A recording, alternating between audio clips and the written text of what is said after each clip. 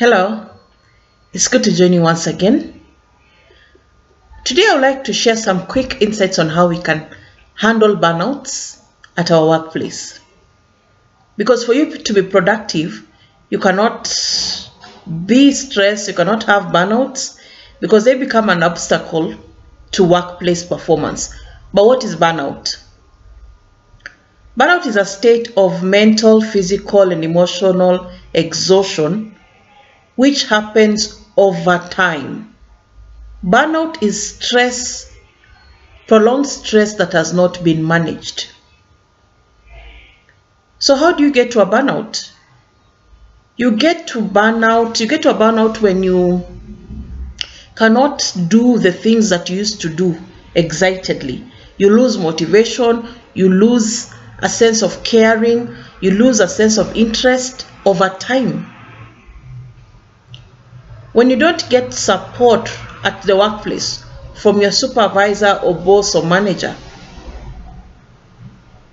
over time you can get to a burnout because you don't know whether you're performing or not. You don't know whether you're doing what you're supposed to do because you're not getting support. Lack of clear job expectations and clarity can also lead to burnouts. If you know where you're going, if you know what you need to do to achieve with your goals, you'll always feel more purposeful in life.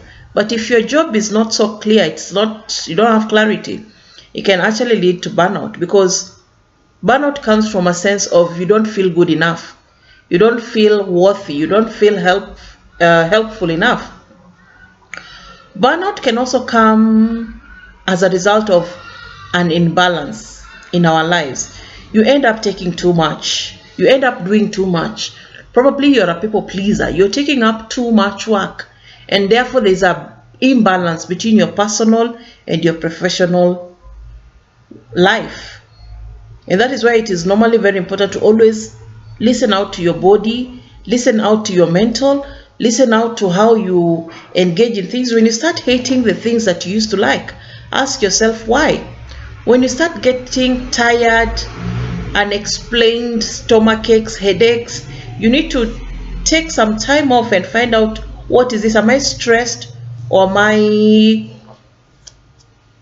disengaged? What is going on? You need to probably take some rest and reevaluate. When you start hating going to work, when you start being a cynic, when you start criticizing everything that comes across, when you start hating your job, find out what is going on.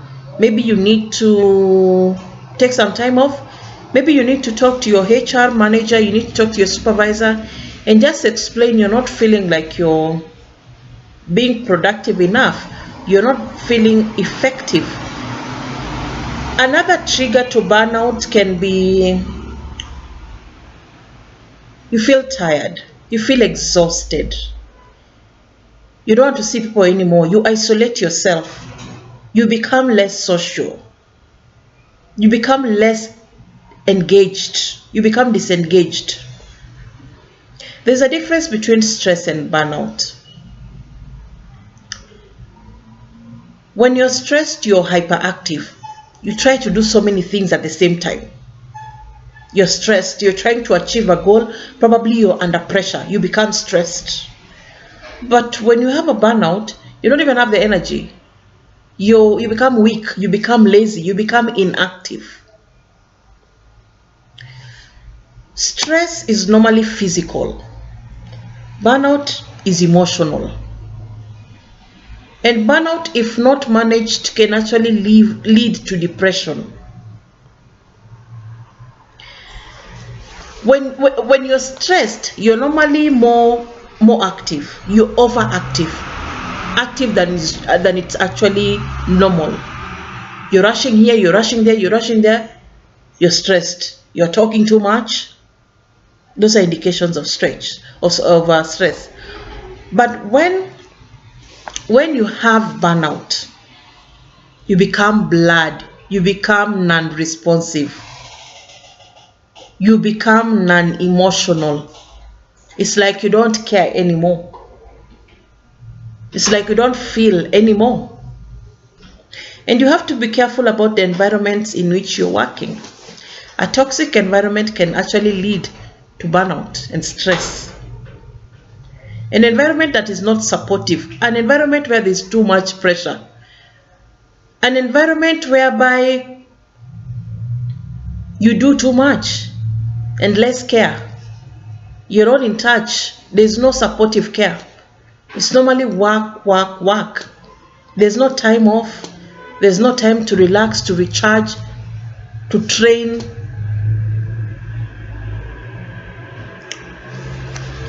Another difference between stress and burnout is stress leads to anxiety. You become anxious, probably over a project that the deadline is due and you're not done. While burnout actually over time leads to depression if not managed. So, how do we manage burnouts at the workplace? Know your body, know your working style, know your personality, know what you can take and what not you can take. Strike a healthy balance between work and your personal life. Have self-love. Take care of your body. And the way we take care of our bodies and our lives is we try to eat healthy. We try to have positive friendships, positive support. Stay away from negativity, toxicity, people who are not supportive. Reevaluate your expectations. What expectations have you set for yourself? Can you evaluate them? Who are you trying to please? What you're doing, is it realistic enough? Are you saying yes to yourself and no to distractions? Say yes to yourself. Recharge. Ask for time off. A disengaged employee is not productive. They need to recharge. Say no to activities that are not helping you grow, activities that are taking away your time. When you say no, it's a decision. When you say yes, it's a responsibility. Say yes to responsibilities that are helping you to grow. Avoid lots of distractions. Social media is a distraction if not managed well. When you spend a lot of time on social media and you don't take charge of what happens over you, you're always using technology to keep up. Your body gets tired, your mind gets tired because you're always in a reactive state. You keep on reacting to information, you keep on reacting to notifications. Turn off those notifications. Recharge. Put your phone on silent, especially when you're off work or during the weekends. Stay away from work activities. Establish healthy boundaries. Let people know they cannot reach you at a certain time. Let people actually know that a no is a no. Let not people dump their issues, their problems on you. Especially when you're in a caregiving environment where you're solely the primary caregiver. You can get tired, you can get a burnout because you're the one who people always come to you. They seek help from you. They want you to advise them. You can get to a burnout because at some point you're the one who needs that advice. At some point you're the one who needs a shoulder to lean on. Seek help. Talk to friends. Distract yourself. If you're seeing you're not being passionate and interested in things that used to interest you, that's a trigger. Find out where is the disconnection. And actually find out if you're thriving at the workplace, because you should thrive where you are.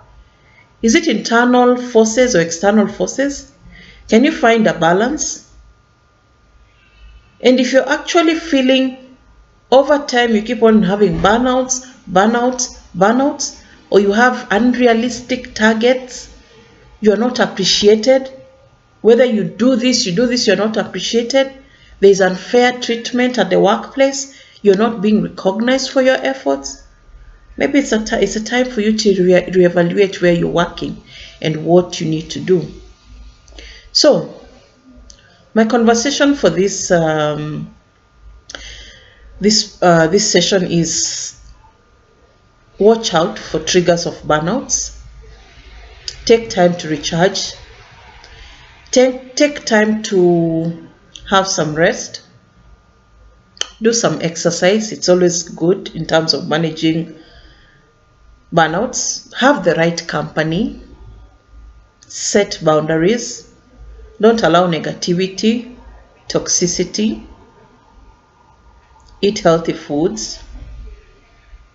Stay away from technology, too much work. Strike a healthy life balance. What makes you happy? Look for that thing that makes you happy. What hobby, what interests, what passions? Look out for them. So, I would like to wish you a great day, and I'd like to wish you a productive and thriving day. Avoid burnouts. See you again.